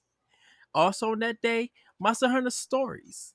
Monster Hunter Stories is a RPG that takes the world of Monster Hunter and expands upon it in a new and exciting ways. No longer are you hunting monsters, but raising them. In this deep story featuring heroes known as monster riders, you will live alongside monsters and form lifelong bonds with them. The first installment of the Monster Hunter Stories series returns, fully voiced in Japanese and English, with additional features uh, such as a new museum mode where you can listen to music and view concept art, allowing you to dive even deeper into the world of Monster Hunter stories. I'm definitely am picking up Rocket Knight Adventures Respark. I love the Rocket Knight series on Sega Genesis. I remember getting the game at the KB Toy Store bin for 1999. And I'm gonna get Shin Megami Tensei 5 Vengeance, but I'm gonna get it a little bit later. And Monster Hunter Stories I'll pick up later too. What about you guys? I think I would watch more of like creators play the Monster Hunter stories, but I don't think I'm Mhm. going to be picking up any of these games. I'm more of Okay. a cozy gal, you know. What about you, Josh? Oh, I think you're on mute. Oh yeah. I am on mute. Sorry. Um, I think all I would pick up all, um, although I probably shouldn't, just given financials. But Rocket Knight was one I didn't know much about, so I looked it up. I watched the trailer on it just so I knew what I was talking about, and it came out. It's before my gaming time. I was 2 when the original dropped on the Genesis, Oh wow. so I had never played it. But watching it, the first thing before I even really did much research, I watched the trailer. My first thought was, this looked like a lot like Sonic the Hedgehog, like the background and everything like that, and just kind of how it carried itself. And then when I saw that it was a Genesis game, it was something there, I was like, okay, this looks like a lot of fun because I really like those old Genesis Sonic the Hedgehog Mm-hmm. games. Yeah. Um, I think of the 3, Sonic the Hedgehog 3 is my favorite, but that is I liked all that original trilogy was just a blast, and there's a lot of other side-scrolling Sonic games. So this one really appealed to me. So I think that's one that looks like a lot of fun that particularly intriguing. The other two, I mean, I'm a big RPG fan, so I haven't played a Shin Megami Tensei game, and Hmm? the five originally was Switch exclusive, so having this is broadening it out. So I'm interested in that one, and I'm playing the second Monster Hunter Stories right now, and I think that's going to shape on if I go with the first one to try that one out. So that, I guess, all of these were probably later ones, but Rocket Knight, that one was something that kind of caught me off guard because I had no idea what that was, and then when I watched it and everything, I'm like, okay, no, I think I could get behind this one. I think that's actually the one. Before I knew what it was, I was going to say Shin Megami Tensei was the one I was most excited for, but I think Yeah. Rocket Knight now is the one I'm most excited for. That's All awesome. right. Well, everybody, it's time for Question the Blog. And we got two questions from our Discord. We have Yari asking, what property of Nintendo's would you love to see a comeback from? So, what Nintendo game property you would love to see come back? Does it have to be Josh, I'm gonna start from with you. Nintendo? Yes, they have to be from Nintendo. Uh, Josh, I'm gonna start with you. So I had a What couple property I of thought of. Nintendo's would you like? So I had a couple I Say that thought again. of. I said I had a couple I thought of. I think the first one, um, I think we need a new Golden Sun game, a new one, not one of the ports. I mean, it's been, when did the one for the DS come out? That's like been 2008, 2009. Like the one on the the third one in that series, that often gets forgotten about. But I think we need a new Golden Sun game. And I don't. We're seeing a lot of these RPGs kind of come back. I mean, Visions of Mana is one that's it's been a while since we've had a new Mana game, so why not Golden Sun? The other one, and this one's gonna, um, kind of cheating, but I'd like to see a return to form for Paper Mario, like back to what it originally was, like with the first game on the Hmm.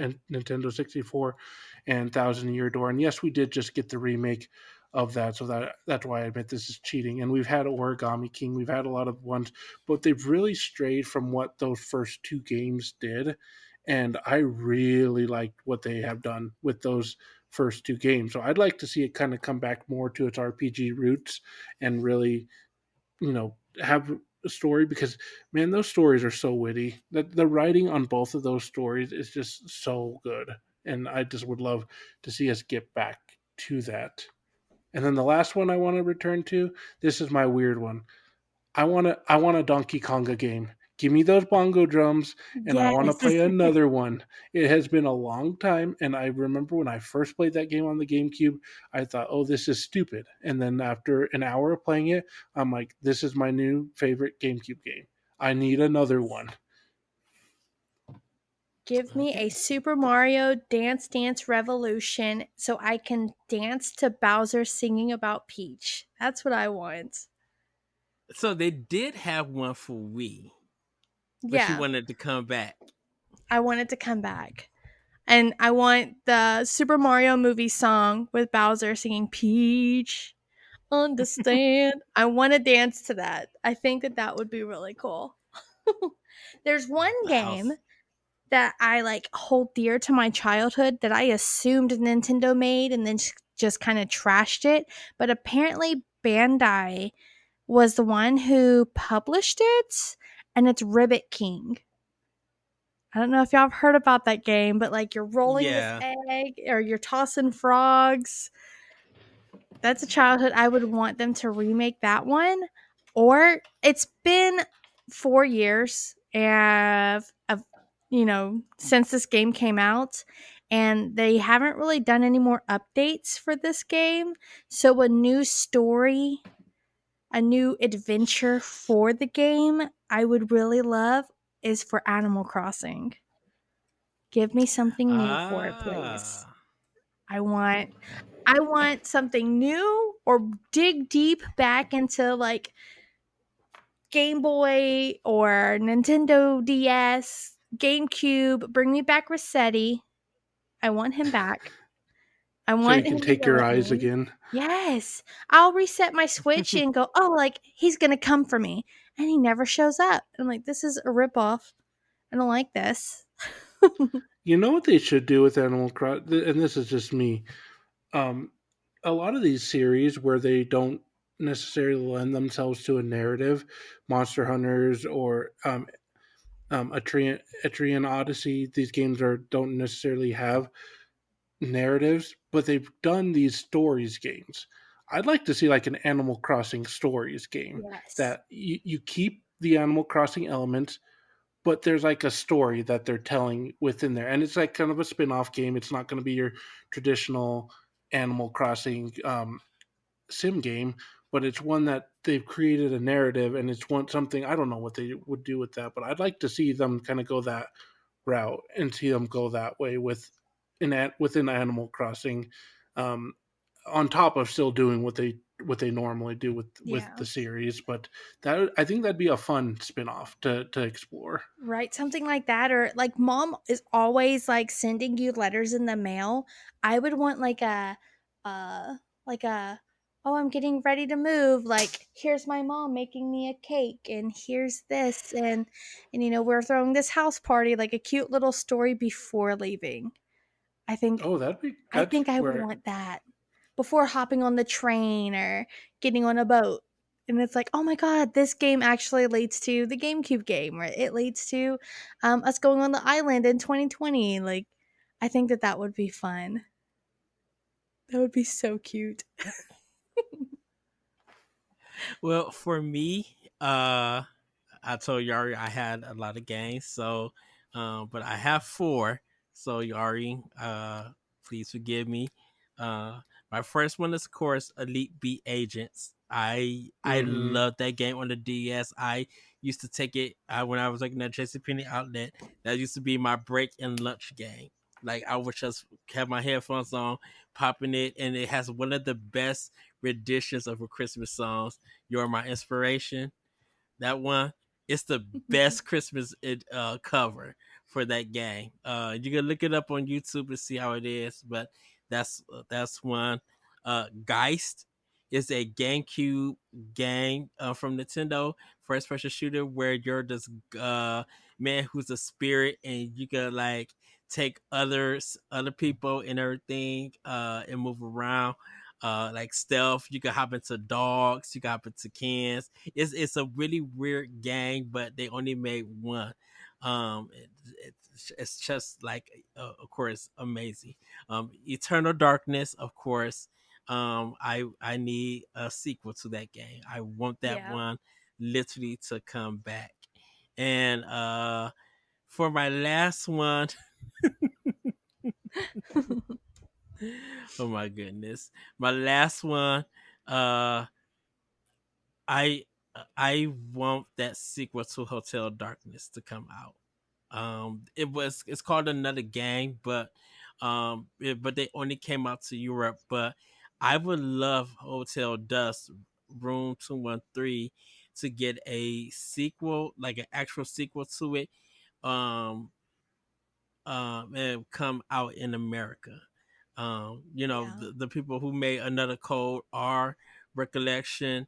Um, they're they were from the company Sync, who like I think they also made Another Code, but they're the ones that made Hotel Dust and everything.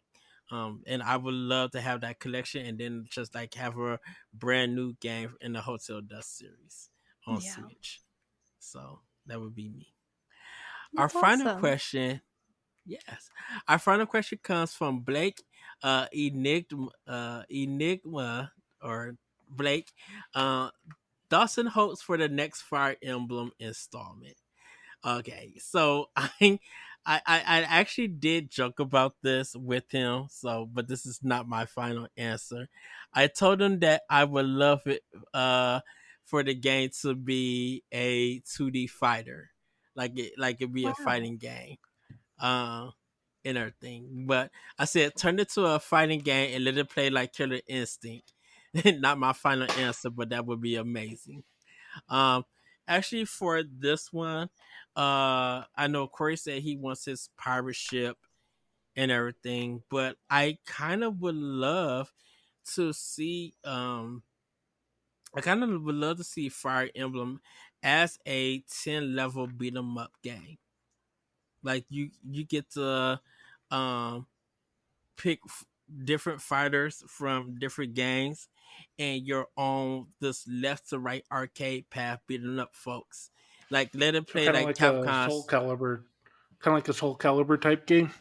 No, Mm. pretty much like 2D, like Capcom's Dungeons and Dragons game, like that, Okay, where you play and you level up, and so like you'll do your levels and everything, um, and then like there could be DLC content where they give you more levels and stuff, gotcha. or do Okay, you like have challenging modes? Like yeah, but I would like to see it as a beat 'em up game.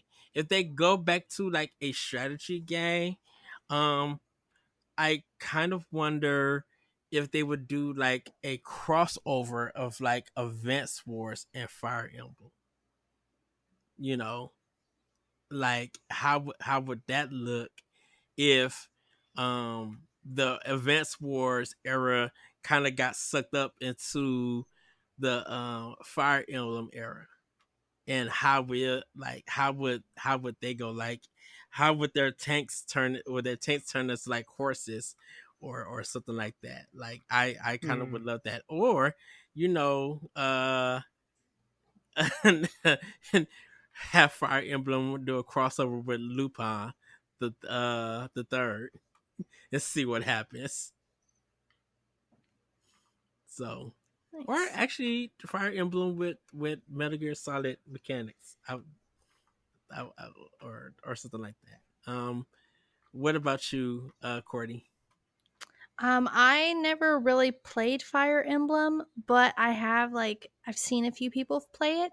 I think it would be kind of cool to have it collab or immerse as Octopath Travelers. Like having Ooh, each yes. character's story kind of.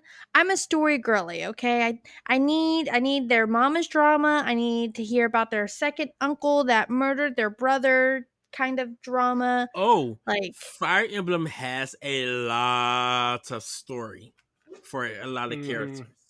yeah. But I feel like if you can pick the paths of it, I think that You would be kind of can, cool. Keep you changing the actually story can. up. Yeah. Yep, you Oh, can. well, then I Yeah, don't Sa- know. Sacred Stones is kind of like that, where there's a point in the game where you can either follow Erica or follow her brother, and Ooh. I mean, and then toward the end of the game they meet back up, but it's kind of to encourage replay value in that. So I mean, they've kind of dabbled in that, but I don't think they've done what is it, like Three Houses is kind of the only one where that kind of you get split up at the very beginning of the game. yeah, Most of Mm. them but I've like played have either done like in the middle of the game, or you have an entirely separate game to experience with the Revelation games on the 3DS, or the yeah, Fates you games, could, yeah, excuse me. yeah, you can look up some of the Fire Emblems and see like what the decision points that they put into the game. What about you, Yeah. Josh? Um, I kind of think, yeah, I didn't go too wild with my answer. I kind of like what they've started, this trend that they're doing, where it seems like they released a very sim heavy game with Three Houses, and then Hmm. Engage seemed to harken back to the old school Fire Emblem. I'd Yeah, like to see them kind of continue that trend, where maybe every other game we get a sim game that's more like Fire Emblem Awakening. You got a lot more romances. You got a lot more like very heavy, you know, sim elements. And then you can have another game such as like Engage that really harkens back to your older games where it's a lot more tactics type gameplay, because I think that satisfies a lot of the audience there, because there's a lot of people I've talked to who they don't like the sim approach that Fire Emblem has gone since Awakening.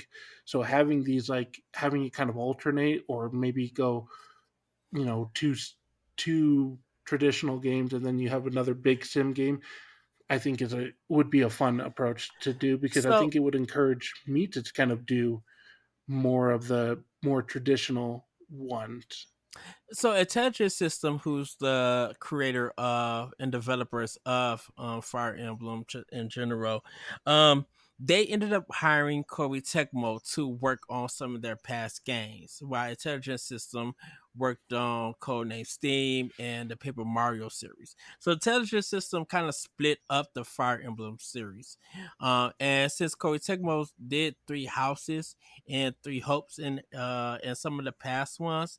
Um, Intelligence, I think Koei Tecmo couldn't do anything because I think they were busy working on other projects. So they decided to do Fire Emblem Engage on their own. So that's why it's harking back to the classics because they're going back to where how Intelligence System developed that game.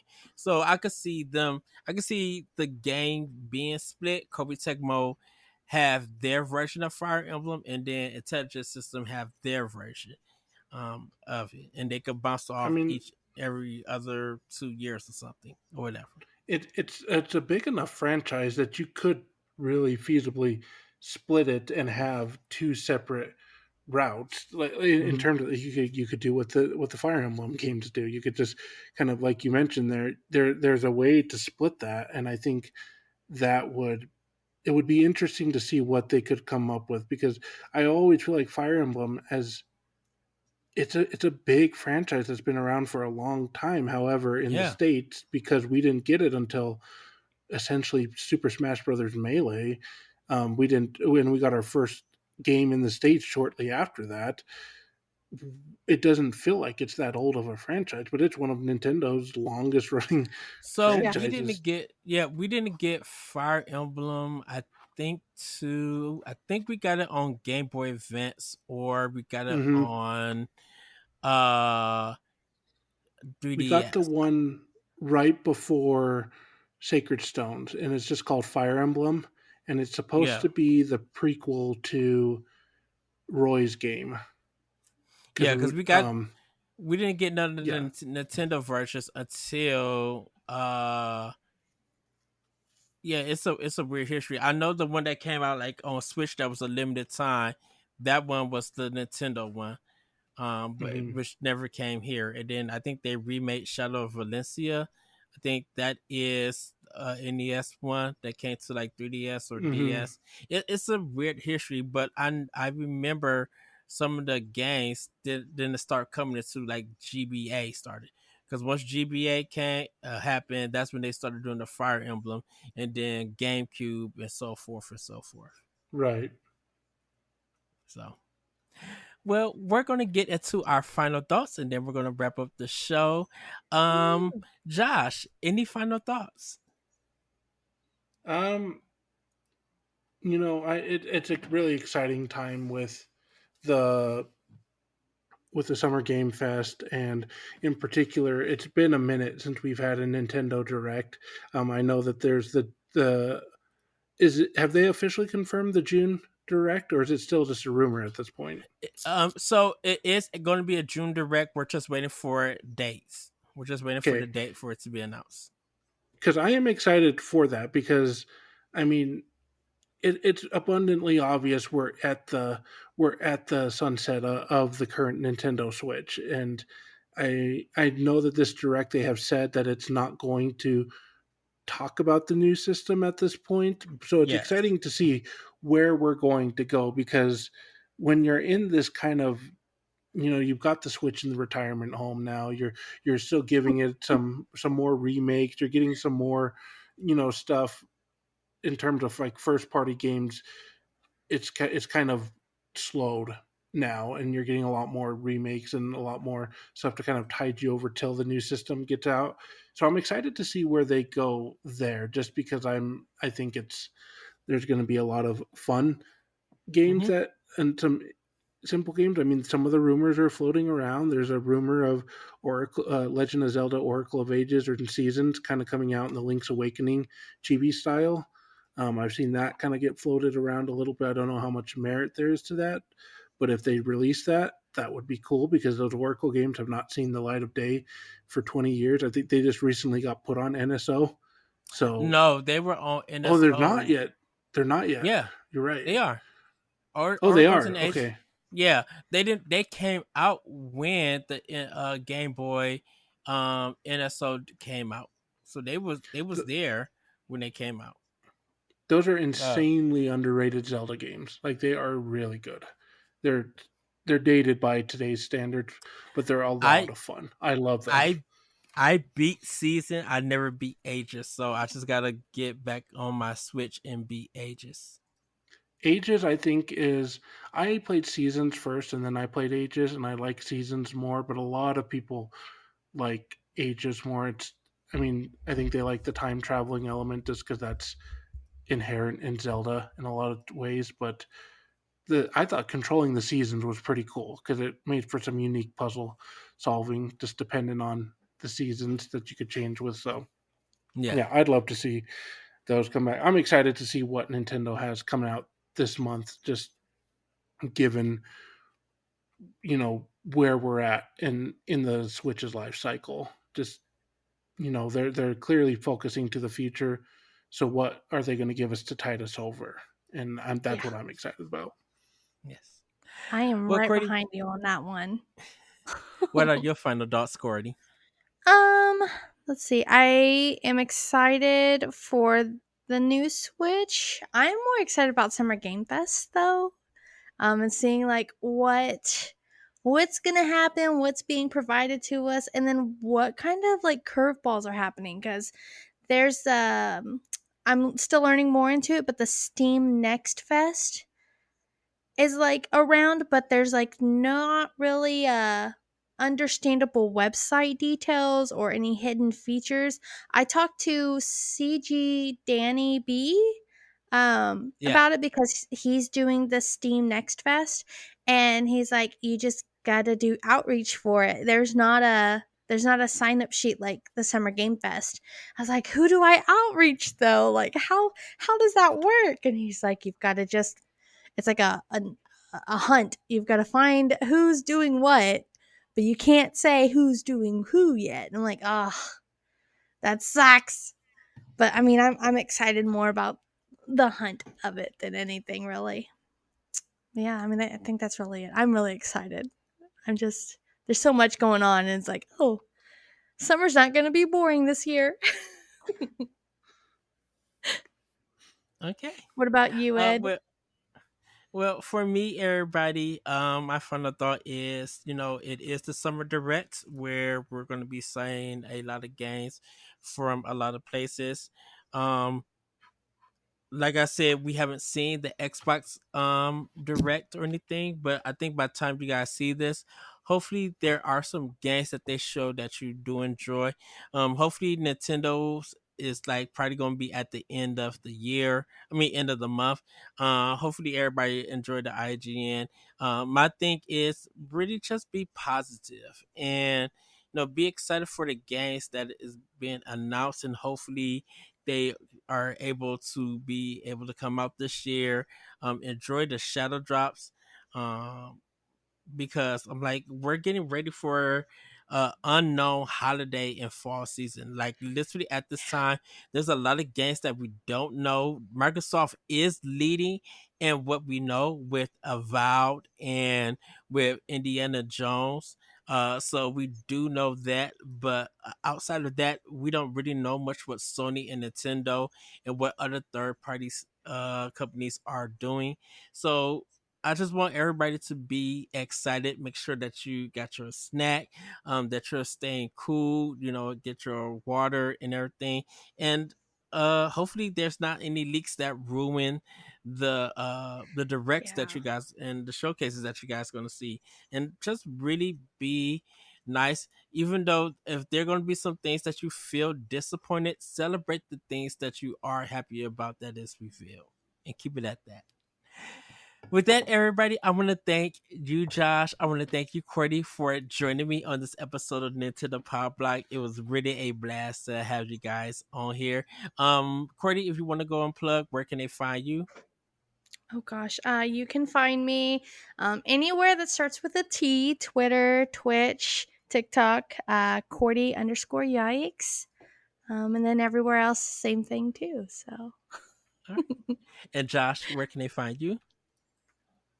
Yeah, you can head over to Twitter, X, whatever we're calling it these days.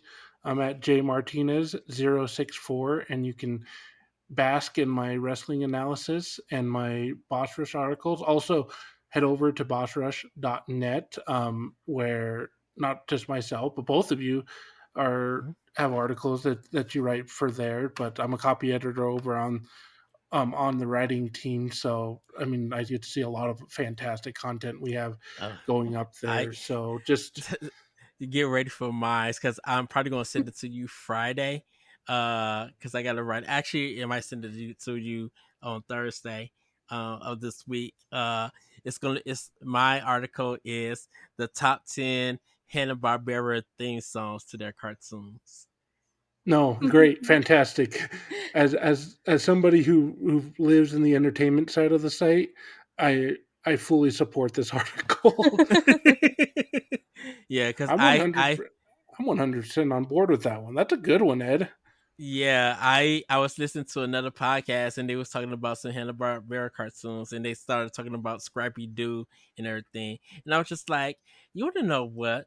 Hanna Barbera did have some hits with their theme songs to their TV shows, like Josie and the Pussycats. I'm not gonna say more because I don't want to ruin it, but I'm like, I think if I go back and I make that list of the top 10 songs, I think people would definitely agree. My number one, and it's a little bit cheating because it's not a classic one, although it's over 20 years old now. The "What's New Scooby Doo" theme song from Oh, Simple Plan yeah. is Uh, just on a whole nother level. But that's just from my era of I really enjoy that pop punk music. So Simple Plan is up there among my favorite bands. So hearing them do a Scooby Doo theme song is just that was on amazing. Cartoon Network. Hmm. Yeah, That was 'cause it was the like their early new episode. 2000s Scooby Doo, and then Yeah, this isn't Hanna Barbera, but also that kind of in that same realm. Bowling for Soup doing the Phineas and Ferb theme song, Yeah. like that's like all of.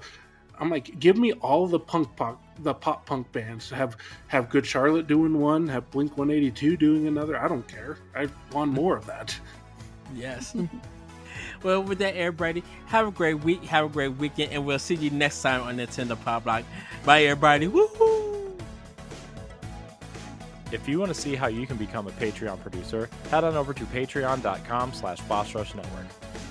The Patreon producers for this month are Adriel Munger, Austin Campbell, Celeste Roberts, Christian S., Sana Dierig, Francisco Santillan, Matthew Keel, and Todd Oxtra.